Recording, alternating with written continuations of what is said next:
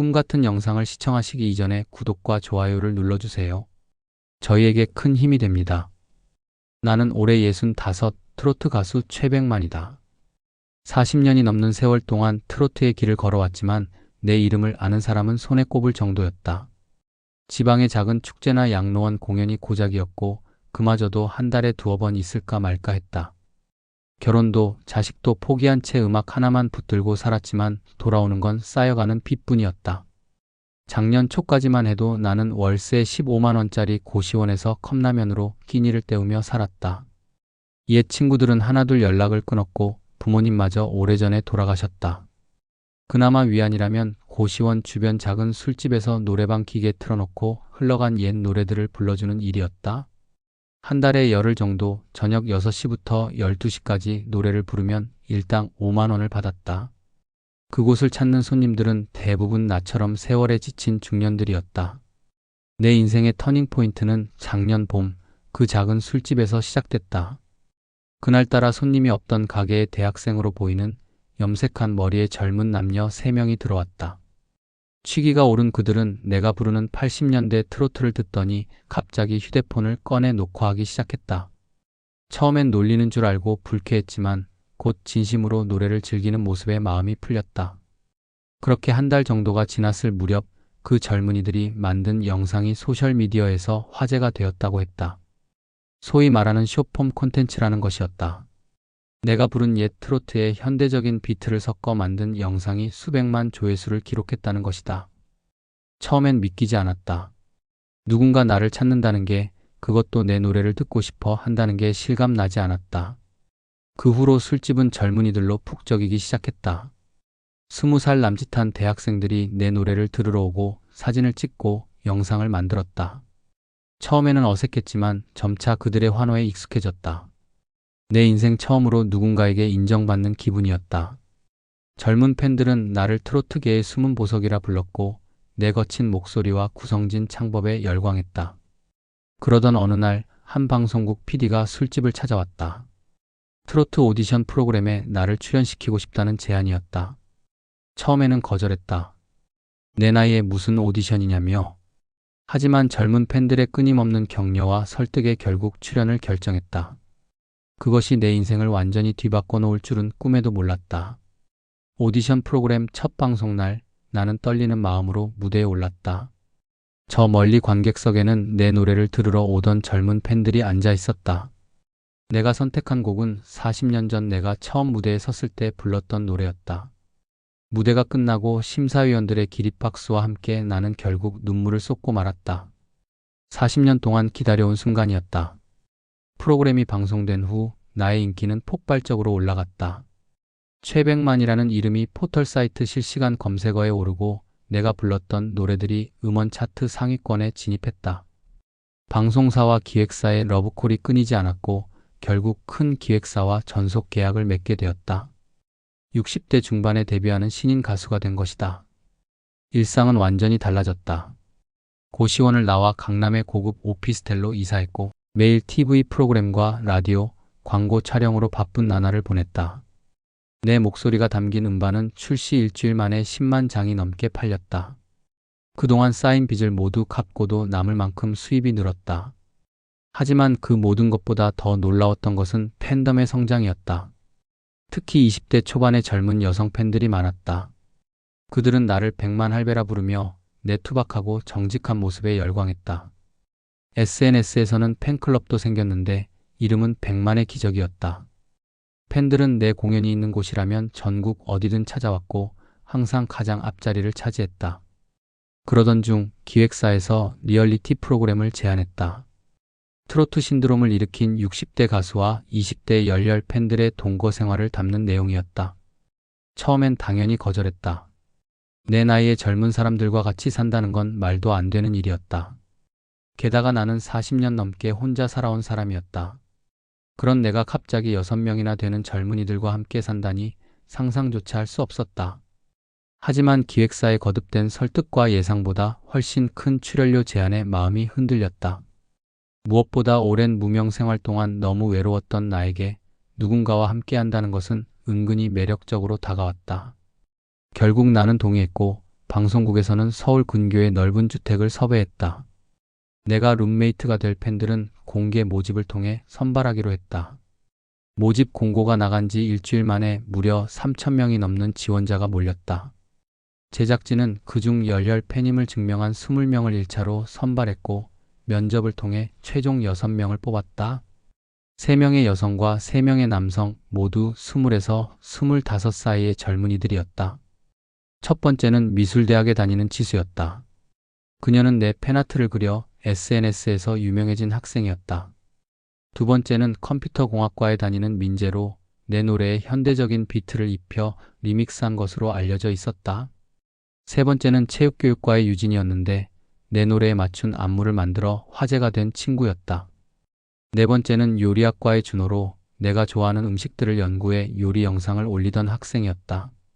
다섯 번째는 패션 디자인과의 세라로 트로트와 현대 패션을 접목한 의상을 만들어 주목받았다.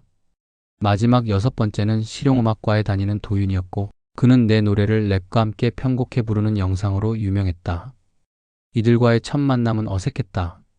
그들에게 나는 우상이었고 나에게 그들은 손주뻘 되는 어린이들이었다. 하지만 카메라가 돌아가기 시작하자 그들은 놀라울 정도로 자연스럽게 행동했다. 마치 오래전부터 알고 지낸 것처럼 내게 말을 걸고 집안일을 도와주고 내 취향을 존중해 주었다. 내가 좋아하는 음식을 준비하고 내가 입을 옷을 골라주고 내 노래를 배경음악으로 틀어놓기도 했다. 프로그램이 첫 방송된 후 시청률은 기대 이상이었다. 60대 트로트 가수와 20대 팬들의 동거라는 독특한 구성이 시청자들의 흥미를 끌었다. 특히 세대 차이에서 오는 에피소드들이 웃음을 자아냈다. 내가 최신 유행어를 배우는 장면, 젊은이들과 함께 게임을 하는 장면, 그들에게 옛날 이야기를 들려주는 장면 등이 인기를 끌었다. 하지만 방송되지 않은 일들도 있었다. 카메라가 꺼진 후의 모습들은 더욱 흥미로웠다. 젊은이들은 놀랍도록 솔직했고 자신들의 고민과 꿈을 나에게 털어놓았다. 취업 걱정, 연애 고민, 가족 문제 등 나는 그들의 이야기를 들으며 때로는 조언을 해주고 때로는 그저 들어주는 역할을 했다. 6명의 팬들과 동거한 지 한 달쯤 지났을 무렵 나는 그들에게 의존하고 있는 자신을 발견했다. 아침에 일어나 그들이 준비한 아침 식사를 기다리고 밤에는 함께 모여 담소를 나누는 시간을 기대하게 됐다. 외로움에 익숙해진 내게 누군가와 함께 한다는 것은 너무나 달콤한 경험이었다.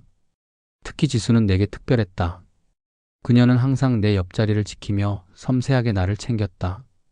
내가 좋아하는 차를 우려주고 내 건강을 걱정하며 영양제를 챙겨주었다. 때로는 밤늦게까지 나와 함께 앉아 내 젊은 시절 이야기에 진심으로 귀 기울여 주었다. 그런 그녀의 모습에 점차 마음이 흔들렸다. 학창시절 짝사랑했던 여학생을 떠올리게 하는 모습도 있었다.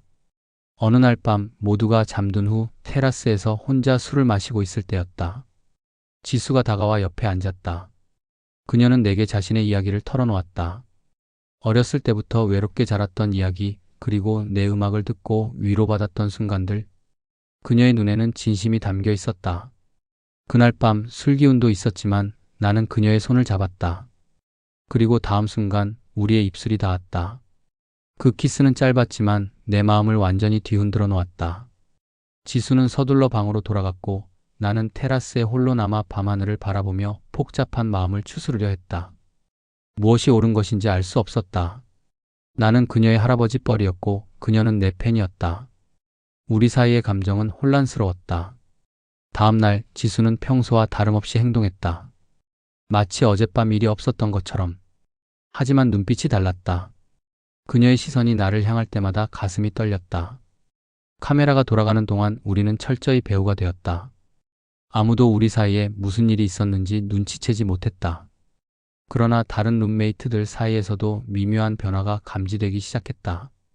유진과 민재 사이에 로맨틱한 기류가 흐르는 것 같았고 세라는 도윤에게 특별한 관심을 보였다. 이런 변화들이 제작진의 눈에도 띄었을까 걱정되었다.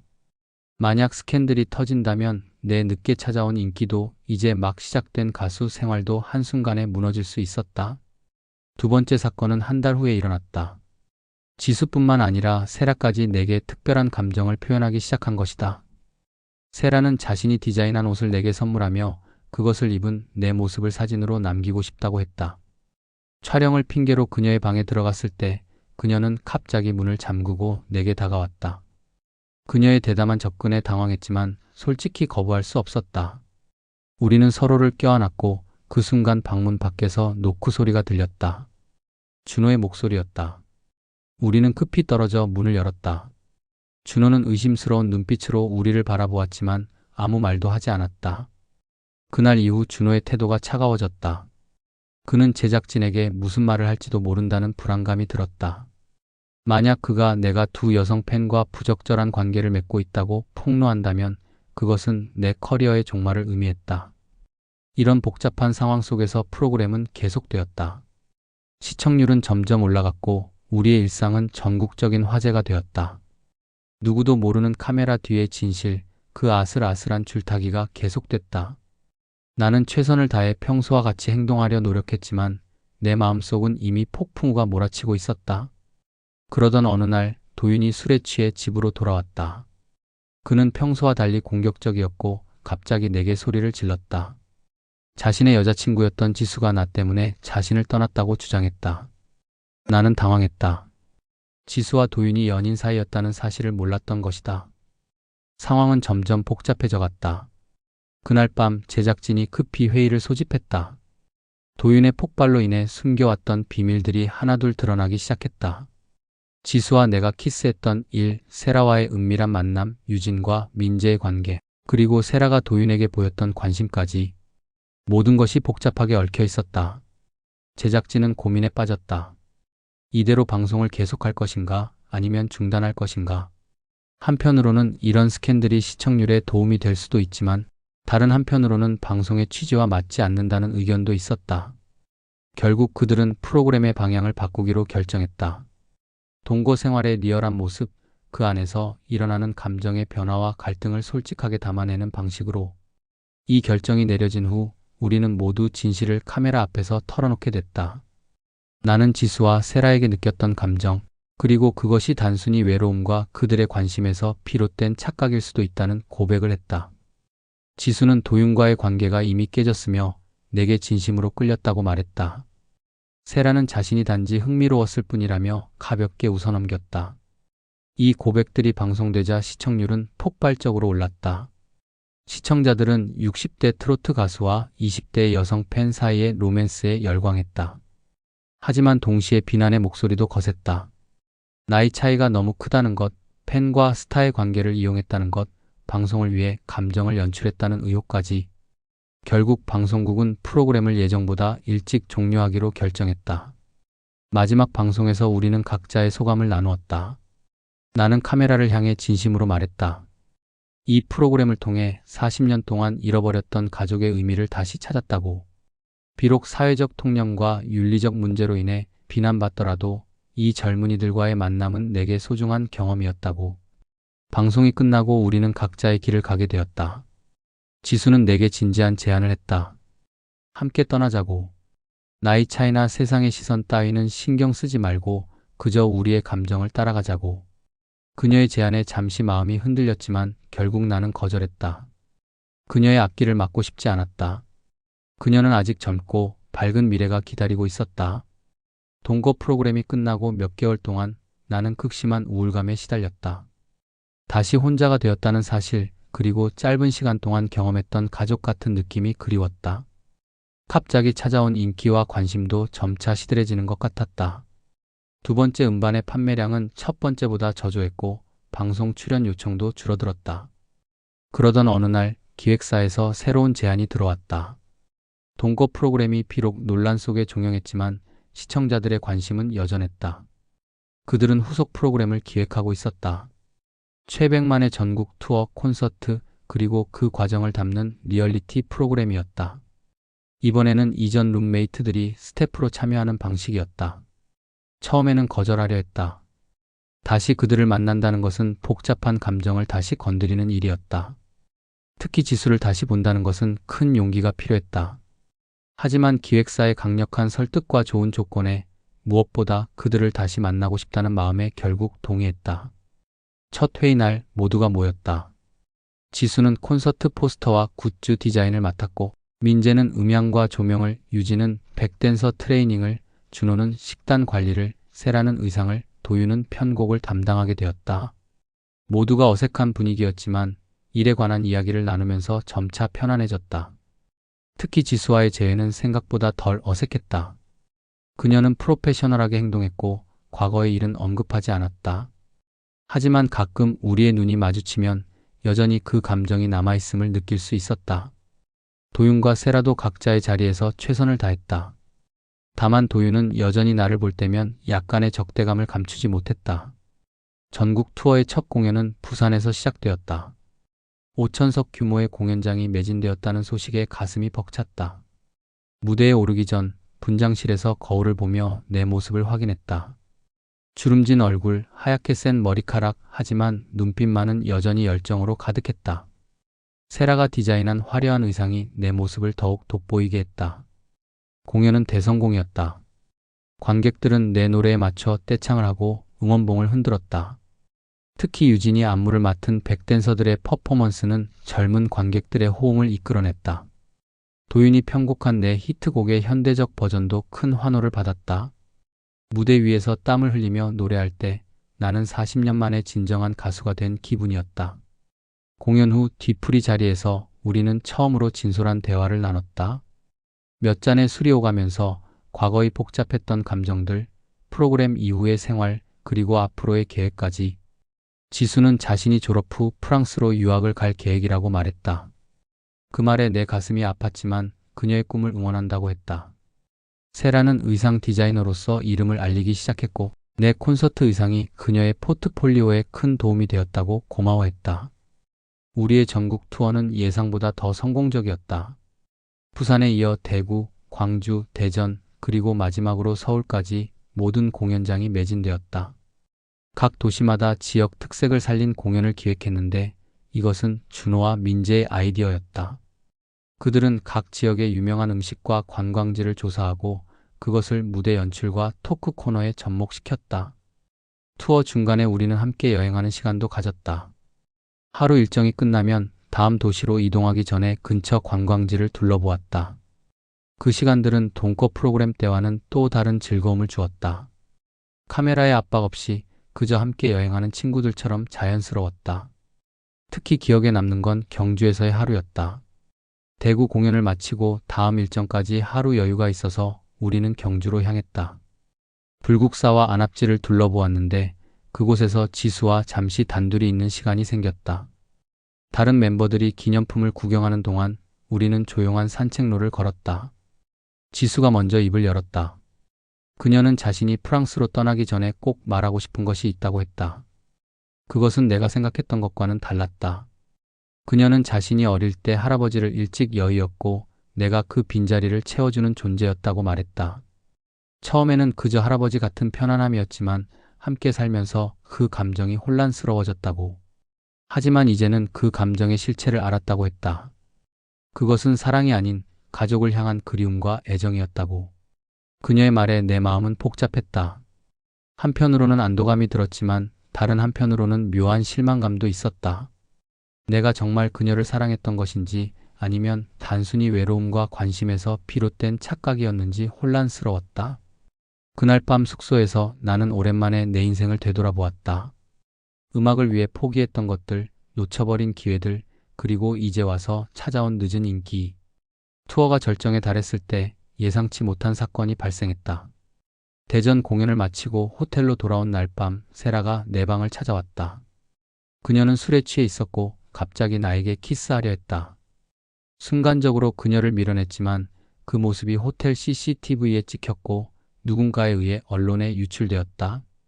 다음날 아침 모든 뉴스와 인터넷은 최백만과 세라의 스캔들로 도배되었다. 20대 여성과 60대 트로트 가수의 불륜이라는 자극적인 제목들이 언론을 장식했다. 기획사는 급히 기자회견을 준비했고 우리는 함께 모여 대책을 논의했다. 세라는 눈물을 흘리며 사과했고 모든 것이 자신의 실수라고 말했다. 기자회견장은 인산인해를 이루었다. 나는 침착하게 모든 것을 설명했다. 세라와의 관계는 순전히 업무적이며 그날 밤 있었던 일은 술에 취한 그녀의 실수였을 뿐이라고. 그리고 무엇보다 내가 그녀의 행동을 적절히 거부했다는 사실을 강조했다. 세라도 내 설명에 동의했고 자신의 경솔한 행동에 대해 사과했다. 하지만 기자들의 질문은 계속되었다. 동거 프로그램에서 있었던 일들, 지수와의 관계, 그리고 현재 투어에서의 분위기까지 마치 그들은 이미 모든 것을 알고 있는 것처럼 날카로운 질문을 던졌다. 특히 한 기자는 지수와 테라스에서 키스했던 장면을 언급했는데 그것은 방송되지 않은 부분이었다. 누군가 내부에서 정보를 흘린 것이 분명했다. 기자회견 후 투어팀은 혼란에 빠졌다. 도윤은 분노했고 준호는 실망한 눈빛을 감추지 못했다. 유진과 민재는 중립적인 입장을 취했지만 분위기는 이미 엉망이 되었다. 지수는 조용히 자신의 방에 틀어박혔다. 투어는 계속되어야 했지만 모든 것이 전과 같을 수 없었다. 서울 공연을 앞두고 기획사에서는 투어를 중단하자는 의견이 나왔다. 하지만 나는 강하게 반대했다.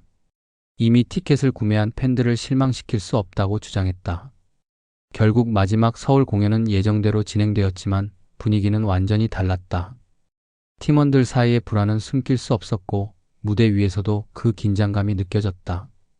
서울 공연 당일 공연장 앞에는 항의하는 사람들이 모여 있었다. 그들은 내가 젊은 여성들을 이용한다며 비난했다. 하지만 동시에 훨씬 더 많은 팬들이 내 편을 들어주었다. 특히 젊은 여성 팬들은 오히려 내가 세라의 접근을 거부한 것을 칭찬하며 나를 향한 지지를 표했다. 공연은 역설적으로 투어 중 최고의 순간이 되었다.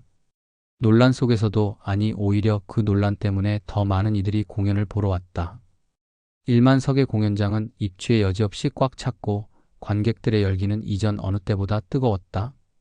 나는 그날 밤 내 모든 감정을 노래에 담았다. 40년의 무명 시절, 늦게 찾아온 인기, 그리고 그 과정에서 만난 젊은이들과의 복잡한 관계까지. 공연의 마지막 앙코르 무대에서 나는 마이크를 잡고 관객들에게 말했다. 최근의 논란에 대해 진심으로 사과하고 내게 실망한 팬들에게 미안하다고. 하지만 동시에 내가 경험한 진실을 말하고 싶다고 했다. 젊은 팬들과의 만남은 내게 단순한 인기나 사랑을 넘어 새로운 삶의 의미를 가져다 주었다고. 그들을 통해 나는 음악의 본질을 다시 깨달았고 진정한 가족의 의미도 느낄 수 있었다고. 그리고 마지막으로 내가 작곡한 새 노래를 소개했다. 제목은 100만의 기적이었다. 그것은 팬클럽의 이름이기도 했지만 동시에 내 인생의 기적을 의미하기도 했다. 노래는 젊은이들과의 만남을 통해 늦게 피어난 꿈에 관한 내용이었다.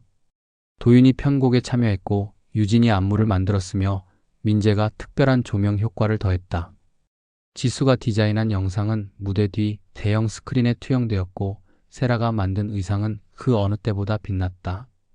공연이 끝나고 우리는 마지막으로 함께 모였다. 논란 속에서도 우리는 함께 완성한 투어에 대한 자부심이 있었다.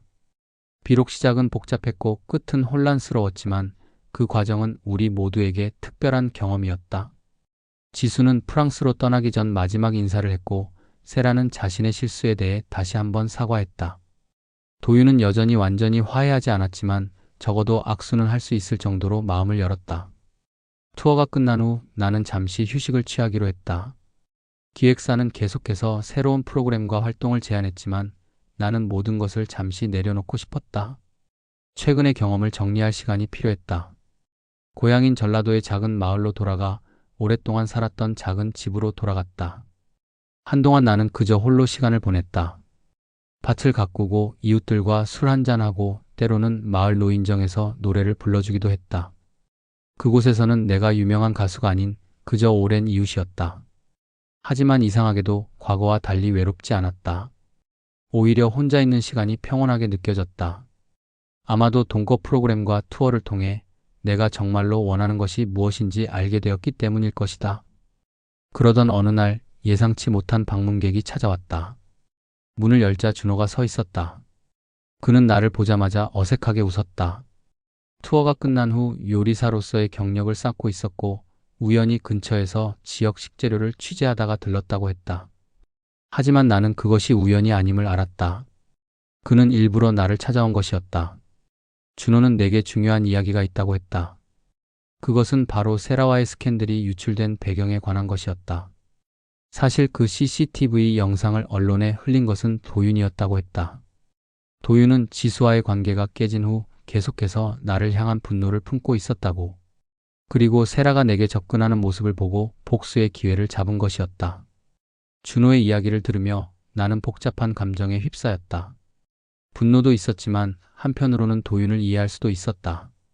그는 아직 젊고 사랑에 상처받은 청년이었다. 나는 준호에게 도윤에 대한 원망은 없다고 말했다. 오히려 모든 것이 내 책임이라고. 내가 처음부터 더 명확한 선을 그었다면 이런 일들은 없었을 테니까. 준호는 또 다른 이야기도 들려주었다.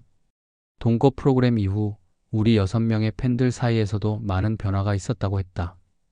유진과 민재는 실제로 연인이 되었고 지수는 프랑스에서 새로운 시작을 맞이했다. 세라는 의상 디자이너로서 큰 성공을 거두고 있었고 도윤은 음악 프로듀서로서 자신의 길을 찾아가고 있었다. 준호 자신은 요리사의 꿈을 이루기 위해 열심히 노력 중이었다. 준호는 마지막으로 내게 물었다. 후회하지 않느냐고. 동거 프로그램에 참여하고 우리와 함께한 시간들을. 나는 잠시 생각에 잠겼다가 대답했다. 물론 후회되는 순간도 있지만 전체적으로는 그 경험이 내 인생에서 가장 소중한 시간 중 하나라고. 40년 동안 무명으로 살며 느끼지 못했던 가족의 온기, 누군가에게 진심으로 인정받는 기쁨, 그리고 무엇보다 음악을 향한 열정을 다시 찾게 해준 시간이었다고. 준호는 내 말에 고개를 끄덕였다. 그도 그 시간이 특별했다고 말했다. 비록 복잡하고 때로는 혼란스러웠지만 그 경험을 통해 자신도 많이 성장했다고. 우리는 그날 밤 늦게까지 이야기를 나누었다. 과거의 추억, 현재의 일상, 그리고 앞으로의 계획까지. 준호가 떠난 후 나는 오랜만에 작곡을 시작했다. 젊은 팬들과의 만남, 함께한 시간, 그리고 그들과의 이별까지. 내 인생에서 가장 파란만장했던 시기를 노래로 담아내고 싶었다. 노래를 만들면서 내 마음속에 있는 모든 감정들이 정리되는 듯했다. 분노, 혼란, 기쁨, 그리움, 후회, 그리고 감사까지. 몇 주 후 기획사에서 연락이 왔다. 그들은 내가 다시 활동할 의사가 있는지 물었다. 이번에는 동거 프로그램이나 리얼리티가 아닌 순수하게 음악에 집중하는 활동이었다. 내가 작곡한 노래들로 앨범을 만들고 소규모 공연을 하는 방식이었다. 고민 끝에 나는 동의했다. 하지만 한 가지 조건을 걸었다. 이번에는 내가 모든 것을 주도하고 싶다고, 그리고 앨범 작업에 옛 룸메이트들의 도움을 받고 싶다고. 놀랍게도 기획사는 내 제안을 받아들였다. 그들도 우리의 케미스트리가 특별하다는 것을 알고 있었던 것 같다. 나는 곧바로 5명에게 연락했다. 도윤에게도 연락했다. 처음에는 대부분이 의아해했지만 내 진심을 전하자 하나둘씩 동의했다. 심지어 도윤도 잠시 고민 후에 참여하겠다고 했다. 단, 앨범 작업만 도울 뿐 이전처럼 가까운 관계는 아니라는 조건으로. 우리의 재회는 묘하게 어색하면서도 반가웠다. 모두가 조금씩 달라져 있었다. 좀 더 성숙해진 모습, 각자의 분야에서 성장한 모습이 보였다. 지수는 프랑스에서 영상통화로 참여했고 그녀가 디자인한 앨범 커버는 기대 이상이었다. 유진과 민재는 손을 잡고 나타났는데 두 사람의 사이가 더욱 깊어진 것 같았다.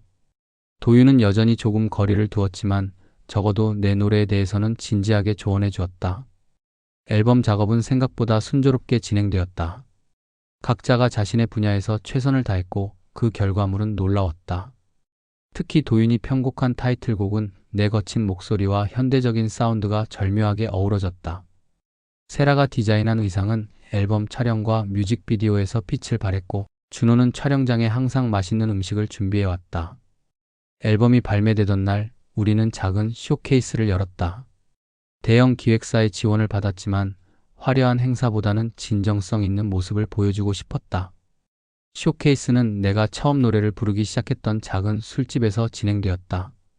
그곳은 리모델링되어 지금은 감각적인 라이브 카페가 되어 있었다. 운영자는 나를 알아보고 흔쾌히 장소를 내주었다. 쇼케이스에는 100명 정도의 제한된 인원만 참석했다. 팬들과 언론, 그리고 몇몇 음악 관계자들이었다. 무대는 작았지만 그곳에서 부르는 노래는 그 어느 때보다 진실되게 느껴졌다. 타이틀곡인 100만의 기적부터 시작해 앨범에 수록된 모든 곡을 선보였다. 각 노래에는 내 인생의 한 조각이 담겨 있었다. 특히 마지막 트랙인 우리의 계절은 6명의 젊은이들에게 바치는 노래였다. 그들이 내게 주었던 특별한 시간에 대한 감사의 마음을 담았다. 놀랍게도 앨범은 발매 즉시 차트 상위권에 올랐다. 특히 디지털 음원 시장에서 예상 외의 성과를 거두었다. 젊은 세대들이 내 음악에 반응한 것이다. 음악 평론가들은 이례적으로 트로트와 현대 음악의 절묘한 조화를 칭찬했다. 그 뒤에는 도윤의 탁월한 프로듀싱이 있었다. 그는 내 목소리의 특징을 완벽하게 이해하고 거기에 맞는 사운드를 구현해냈다. 앨범 활동은 생각보다 바빴다. 라디오, TV쇼, 온라인 인터뷰까지 스케줄이 빽빽했다.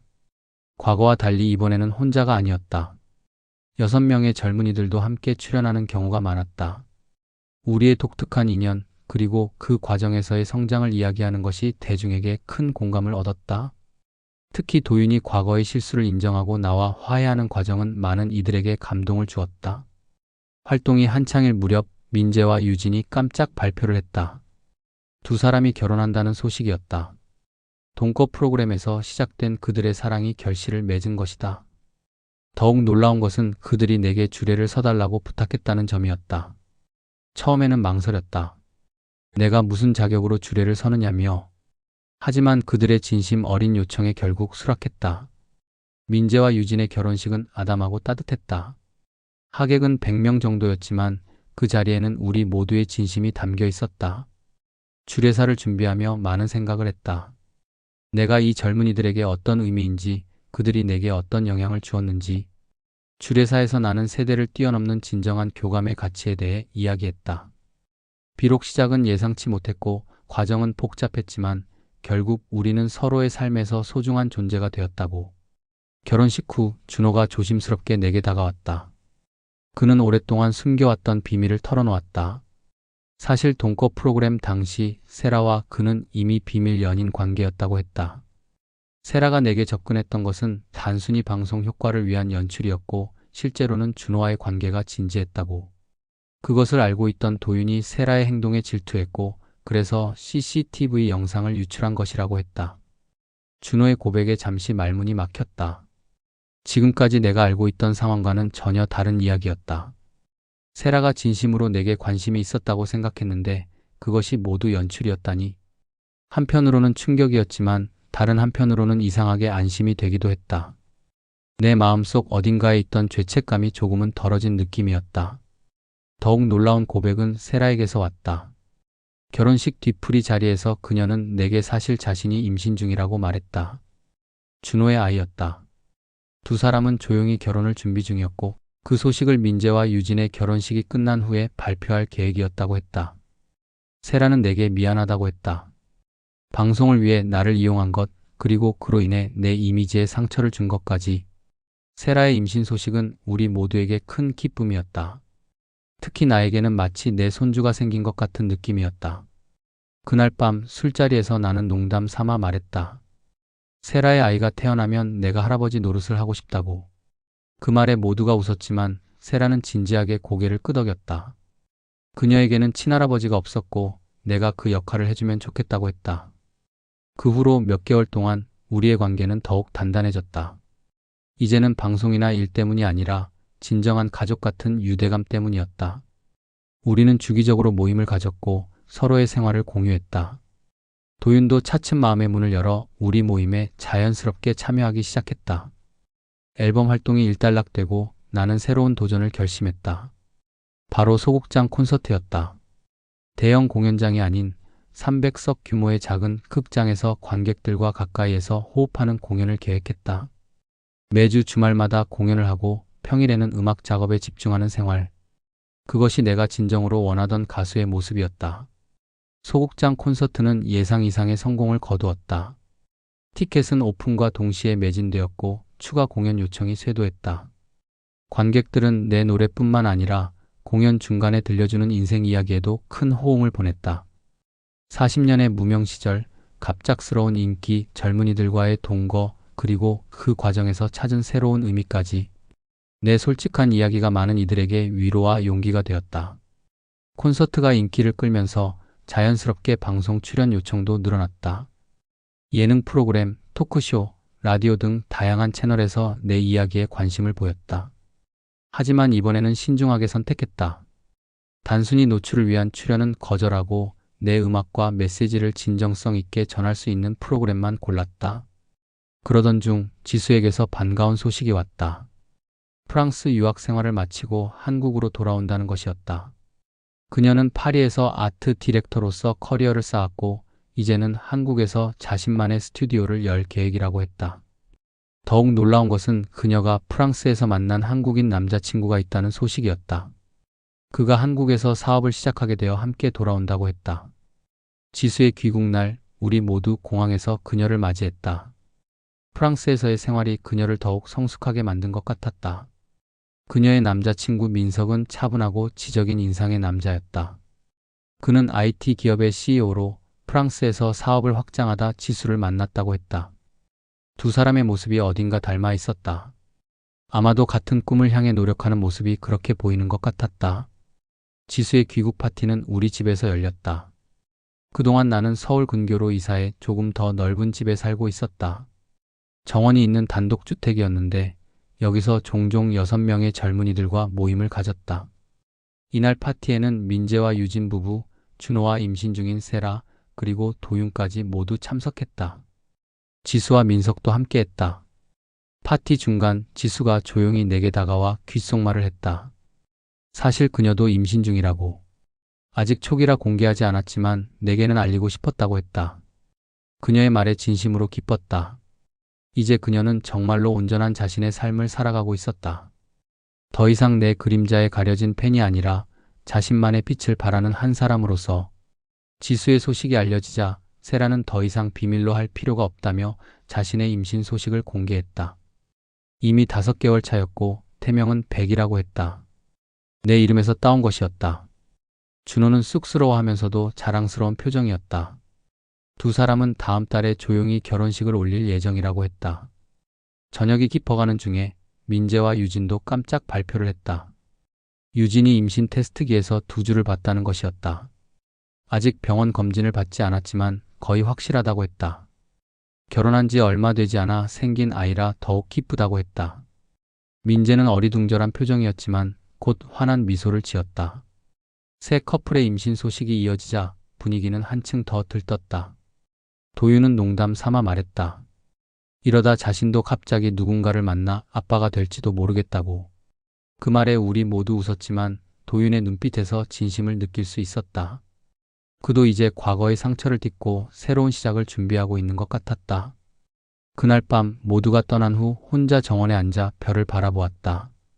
내 인생은 참 기묘한 방향으로 흘러왔다.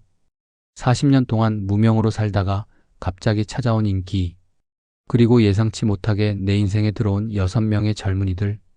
처음에는 그저 팬과 스타의 관계였지만 이제는 진정한 가족과도 같은 존재가 되었다. 다음 날 아침 도윤에게서 전화가 왔다. 그의 목소리는 들떠 있었다. 어젯밤 파티 후 집으로 돌아가는 길에 우연히 옛 여자친구를 만났다고 했다. 대학 시절 잠시 만났던 사이로 그녀도 음악을 하는 사람이었다. 둘은 밤새 이야기를 나누었고 많은 것들이 풀렸다고 했다. 도윤은 오랜만에 가슴이 뛰는 느낌이라며 웃었다. 도윤의 소식을 들으며 문득 이 모든 것이 운명처럼 느껴졌다. 마치 누군가가 미리 계획해 놓은 것처럼 우리 모두가 각자의 자리를 찾아가고 있었다. 내가 늦은 나이에 인기를 얻게 된 것도, 젊은이들과 동거하게 된 것도, 그 과정에서 일어난 모든 일들도 다 이유가 있었던 것 같았다. 3달 후 준호와 세라의 결혼식이 열렸다. 결혼식 직전에 우리는 놀라운 소식을 들었다. 세라의 초음파 검사 결과 그녀는 쌍둥이를 임신 중이라는 것이었다. 준호는 기쁨에 어쩔 줄 몰라 했다. 결혼식 내내 그의 얼굴에는 행복한 미소가 가득했다. 세라의 배는 이제 꽤 불러와 있었지만 특별히 디자인된 웨딩드레스 덕분에 더욱 아름다워 보였다. 결혼식이 끝나고 도윤이 특별한 선물을 준비했다. 그가 새 여자친구 소라와 함께 작업한 노래였다. 도윤이 작곡하고 소라가 노래한 이 곡은 준호와 세라의 사랑 이야기를 담고 있었다. 노래를 들으며 세라는 감동의 눈물을 흘렸다. 도윤의 마음에 있던 응어리가 완전히 풀린 것 같아 보였다. 그런데 결혼식 피로연 중에 또 다른 깜짝 소식이 들려왔다. 소라가 살짝 홍조를 띠며 말했다. 그녀도 임신 초기라고. 도윤과는 만난 지 얼마 되지 않았지만 이미 깊은 유대감을 느끼고 있었고 이 아이를 함께 키우기로 결정했다고 했다. 도윤은 놀란 표정이었지만 곧 기쁨으로 바뀌었다. 그는 소라의 손을 꼭 잡으며 앞으로의 모든 책임을 다하겠다고 약속했다. 이렇게 해서 우리 모임의 여성 셋이 모두 임신 중이 되었다. 지수, 세라, 유진. 그리고 이제 도윤의 여자친구 소라까지. 마치 계획된 것처럼 한꺼번에 일어난 일이라 모두가 신기했다. 농담 삼아 내 노래에 주술적인 힘이 아니냐는 말도 나왔다. 특히 백만의 기적이라는 노래가 진짜 기적을 불러온 것 같다고. 그날 밤 늦게 준호가 살짝 걱정스러운 표정으로 내게 다가왔다. 이제 모두가 부모가 되어가는 상황에서 나만 혼자 남게 될까봐 불안하다고 했다. 웃으며 대답했다. 나는 이미 6명의 자식과 곧 태어날 5명의 손주가 있다고. 혈연으로 맺어진 가족은 아니지만 가족의 의미는 그런 것에 있지 않다고. 진심으로 서로를 아끼고 응원하는 마음, 그것이 진정한 가족이라고. 준호는 내 말에 고개를 끄덕였다. 그리고 조심스럽게 제안했다. 아이들이 태어나면 모두 함께 살면 어떻겠냐고. 물론 한 집에서 다 함께 사는 것은 아니고 가까운 곳에 각자의 집을 마련해 일종의 공동체처럼 지내자는 아이디어였다. 아이들은 여러 어른들의 보살핌 속에 자랄 수 있고 나도 외롭지 않을 것이라고. 처음에는 황당한 제안처럼 들렸지만 생각해볼수록 나쁘지 않았다. 오히려 매력적으로 느껴졌다. 혼자 살다 보니 가끔 외로움이 밀려올 때가 있었고 젊은이들과 함께했던 시간이 그립기도 했다. 그리고 무엇보다 아이들이 자라는 모습을 가까이서 지켜볼 수 있다는 것이 큰 매력으로 다가왔다. 몇 주 후 우리는 진지하게 이 계획에 대해 논의했다. 서울 근교의 한적한 곳에 작은 주택단지를 알아보기 시작했다. 각자의 집이 있되 공동 정원과 모임 공간을 갖춘 형태였다. 도윤과 소라, 준호와 세라, 민재와 유진, 지수와 민석, 그리고 나까지 5가구가 함께하는 작은 마을 같은 공간. 계획은 생각보다 빨리 진행되었다. 마침 적절한 부지가 나왔고 모두가 힘을 합쳐 투자했다. 지수와 민석이 전체적인 디자인을 맡았고 민재는 IT 기술을 활용한 스마트 홈 시스템을 구상했다. 준호는 공동 텃밭과 요리 공간을, 세라는 각 집의 인테리어를, 도윤과 소라는 음악 스튜디오를 계획했다. 유진은 공동 운동 공간과 아이들을 위한 놀이터를 디자인했다. 그렇게 우리만의 작은 마을 백만리라는 이름이 탄생했다. 백만은 내 이름에서 따온 것이고 리는 마을이라는 의미였다. 공사가 시작되고 우리는 매주 현장을 방문해 진행 상황을 확인했다. 각자의 아이디어가 하나씩 현실이 되어가는 모습을 보는 것은 큰 기쁨이었다. 공사가 한창일 무렵 세라가 먼저 출산했다. 예정일보다 조금 일찍 쌍둥이가 태어났다. 남자아이와 여자아이였는데 이름은 각각 하늘과 별이라고 지었다. 두 아이 모두 건강했고 특히 하늘이는 태어날 때부터 내 눈썹을 닮았다고 모두가 웃었다. 생물학적으로는 불가능한 일이지만 묘하게 닮은 점이 있었다. 세라의 출산 소식에 우리 모두 병원으로 몰려갔다. 신생아실 앞에서 아기들을 바라보는 우리의 모습은 마치 대가족 같았다. 간호사들은 혈연 관계를 물었고 우리는 서로 웃으며 가족이라고 대답했다. 혈연보다 더 깊은 인연으로 맺어진 가족. 세라가 출산한 지 한 달 후 이번에는 유진이 딸을 낳았다. 이름은 노래라고 지었다. 유진은 자연분만으로 출산했는데 그 과정이 생각보다 순탄치 않았다고 했다. 하지만 아기를 품에 안는 순간 모든 고통이 잊혔다고. 민재는 출산 과정을 옆에서 지켜봤는데 그 경험이 자신의 인생을 완전히 바꿔놓았다고 말했다. 그리고 얼마 지나지 않아 지수도 아들을 낳았다. 이름은 빛이라고 지었다. 프랑스에서 시작된 사랑의 결실이라는 의미에서 한국 이름과 프랑스 이름을 함께 지었다고 했다. 민석은 아버지가 된 기쁨에 매일 술에 취해 있었다. 그는 자신의 IT 회사 업무를 잠시 미루고 육아휴직을 신청했다고 했다. 소라는 가장 마지막에 출산할 예정이었다. 그녀의 출산 예정일은 백만리 공사가 완공되는 시점과 비슷했다. 모두가 새 집과 새 생명을 동시에 맞이하게 될 것 같다며 들떠 있었다.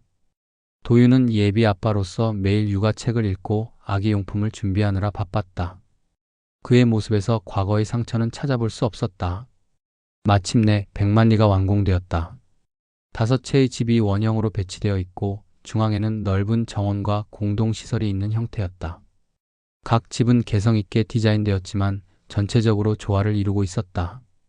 특히 내 집은 가장 중앙에 위치해 모든 집을 한눈에 볼 수 있었다. 입주식 날 우리는 작은 파티를 열었다.